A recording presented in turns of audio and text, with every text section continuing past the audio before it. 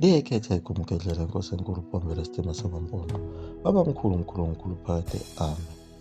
Phela into eyayilethe uShembe kuleli zwe lakwaZulu kwakuyiko ukuthi phela abantu abamnyama sebelahleke kakhulu kuyo impilo kaNkulunkulu nenkolo kaNkulunkulu.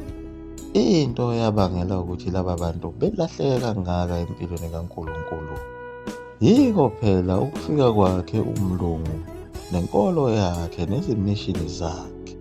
Ngalesi sikhathi eqala efika umlungu, abantu badideka kakhulu, kwase kusuka izimpi eziningi ezingenamkhawulo. Ngalesi sikhathi umlungu eqala efaka amasonto akhe, abanye bawamukela, abanye abawamukelanga. Lokho kwenza ukuthi abantu abamnyama bahlukane phakathi. Kwaba khona amakholwa mese kuba khona ababesasele empilweni yamasiko kaMveli-Nqavi. Lapho phela babebizwa ngawo amagama ayimibhinqo kuthiwa ziqhaza, amabhinca, amaqaba.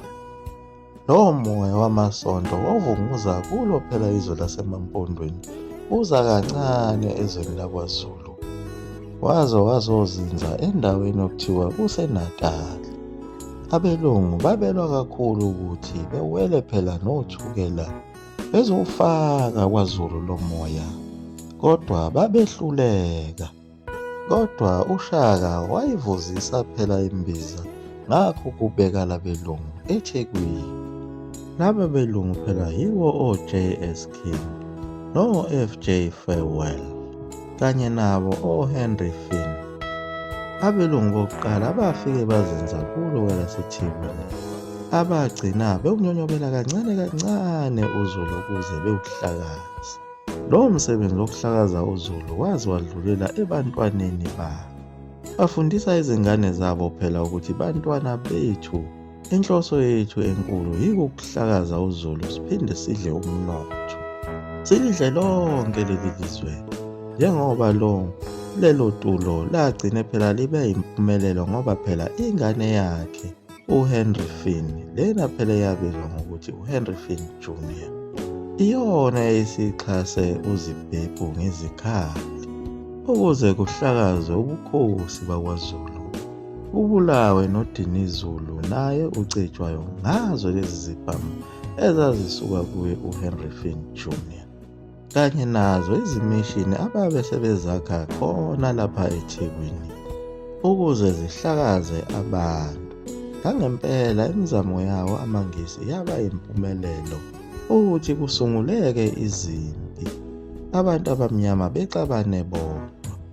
Ngaleso sikhathi abantu bakhohlwa nya inkolo yabo kaMveli-Nqangi ngoba phela umqondo wabo wawusubheke kuwo lamasonto abelungu kanye nezinyanga ezazibathembisa ukubalekelela kakhulu lapha ezimpini, ukuba kubhilwe amabutho, kuncindwe kukhafulwe, kusetshenziswa zona phela izintelezi ezazinamandla kakhulu ezazinezicubu zabantu. Ngaleso sikhathi kufika abelungu, sekuqubuka phela izimpi ezinkulu, kwakuphume amathenda amaningi ephumela phela abathakathi bezolekelela isizwe sakwaZulu ezimpini ngayo imithi yabo. Njengoba nangaso isikhathi sakhe ukuzalwa kukaShaka wasusa olukhulu uDungunyane, bengafuni abakwaZulu ukuthi uNandi azogana uSenzangakhona. Bekhala ngakho ukuthi uma siganiselana nabaselangeni kuyosisiza ngani lokho, ngoba abaselangeni sihlupheka nabo, sihlushwa yilezizwe ezinkulu ezisihlaselayo ziphinde zisisabise ezifana nabo oZwide. Phela abakwaZulu ngaleso sikhathi babesezinhlelweni zokukhanda ubudlelwane nezinyanga ezinamandla kuze beganiselane nazo, kuze phela zibalekelele kakhulu lapha ezimpini ngamakhambi nezintelezi ezinamandla. Lowo phela kwakuwumndeni wakwaNzuza. abase bevumelene ngokuba beganiselane ngendodakazi yakhona kwaNzuza okwakuthiwa umkabi kaSodumo Nzuza. Leyo ndodakazi iyona lena eyagudluza yena uNandi kulo mendo wasebukhosini bakwaZulu, ngenxa yokuthi abaselangeni babenganazo izinyanga ezinamandla ezazizosiza abakwaZulu. Kanti uNkulunkulu uMvenqangi wayengakuthandi konke lokwasekwenziwa ngabantu ukube bekhonze lezi zinyanga ezaseyisabalale kulo lonke lelizwe zingosomathuba bezimpi.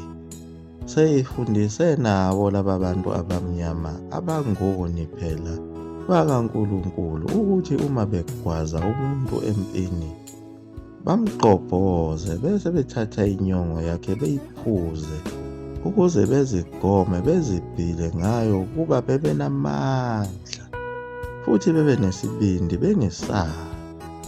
Ingakho uNkulunkulu wavele waletha lona iqhawe leli elinguShaka eqonde kona ukukhombisa abantu bakwaZulu ukuthi noma abaselangeni abenganazo izinyanga ezazizobasiza ngemithi kodwa bazobazalela iqhawe.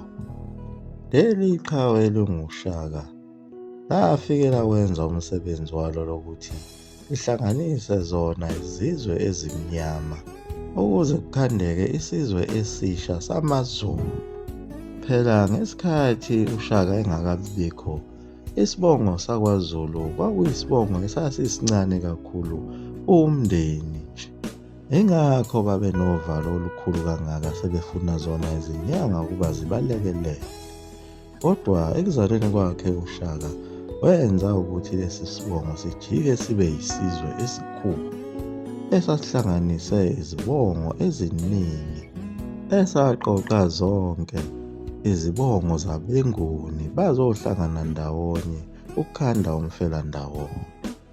Naye uShaka ekukhuleni kwakhe wahamba wayibona lento esehleli esihlalweni sobukhosi ukuthi lo chibidolo wezangoma nezinyanga esezigcwele lonke izwe eziqhatha nabantu umkhuba womnyama. Ilapho-ke uShaka atholakala esenza khona uhlelo lwakhe lokuthi azihlole lezi zangoma ukuthi izangoma zangempela noma izangoma zamanga. Ilapho uShaka athatha khona imbuzi phakathi kwamabili wayihlaba wasethatha igazi layo wahamba elichela khona lapha endlunkulu. Esigodlweni phela uyehla uyenyuka upenda ngegazi lembuzi wenza imihlolo. Kodwa kwathi sekusa ekuseni uyena owababaza kakhulu ekhuza umhlolo ukuthi nangu phela umthakathi emzini kababa. Waphuma bonke abantu, waphuma amabutho, batshazwa khona phela ukuthi umthakathi ungene kanjani. Lokho kwaba imfihlo yakhe yedwa uShaka njengoba wayekwenza esinyameni. Yilapho ayalela khona amabutho ukuthi akaqoqe zonke izangoma zize lapha endlunkulu zizokwenza umhlahlo ukuze kutholakale ukuthi ubani owenze lo mkhuba. Nangempela zafika izangoma kulapho ezashayiswa khona ulayini ziyoshaya umhlahlo phela ziyongena ngaphakathi esigodlweni salo ilembe. Ulayini wawusumude kakhulu kungenwa ngawu-1. Uma uke wabhula amanga uyathathwa uyobulawa uyophoswa emgodini kwaLasha. Amabutho uma ekasithela nawe ngale ngemuva uyobonakala ngomkhonto usubuya usubova igazi. Yilapho ezabona khona izangoma ukuthi kakudlalwa phakathi laphayana endlini yakhe uSigidi. Ulayini wawumude kakhulu kodwa ulokhu uphunguka kancane kancane ulandwa olandelayo.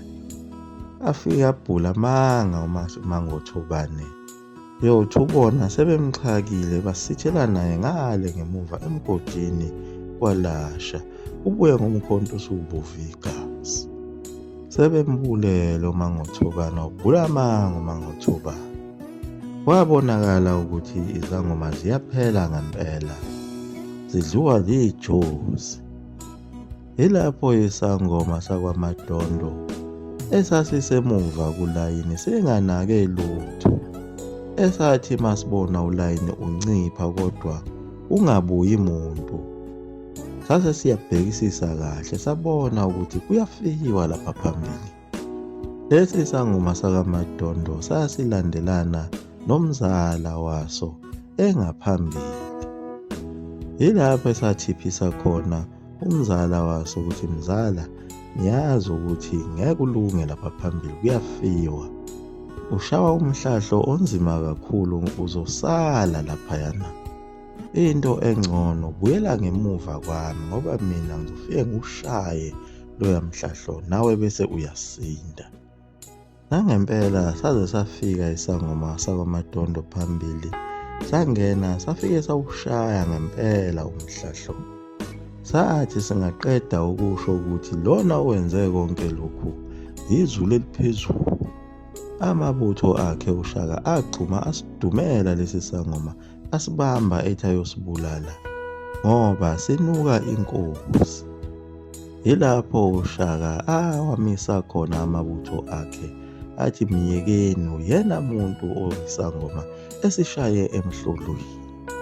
Yilapho uShaka akhipha khona iqiniso lokuthi uyena obenze lenhloso ngamabomu ngoba ubesekhathele izangoma ezivula amanga bese kubulawa abantu abaningi abangenze lutho, besolwa ngokuthi bayathakatha. Njengoba naye ukhokho wakhe uShembe umzazela phela uyena owayeqale ukulwa lo mzabalazo wabantu abaqanjelwa amanga kuthiwa bayathakatha, kanye nababethakatha ngempela wabaqoqa laba bantu wabalapha ethi ubakhipha ukuthakatha. Ilapho kwaze waqanjwa umuzi wakhe kwathiwa ukwaNontanda bathakathi. Liyaguqa lapho eGumgedlela, Mzulu amafutha umkovu 20 Minnesota phakathi.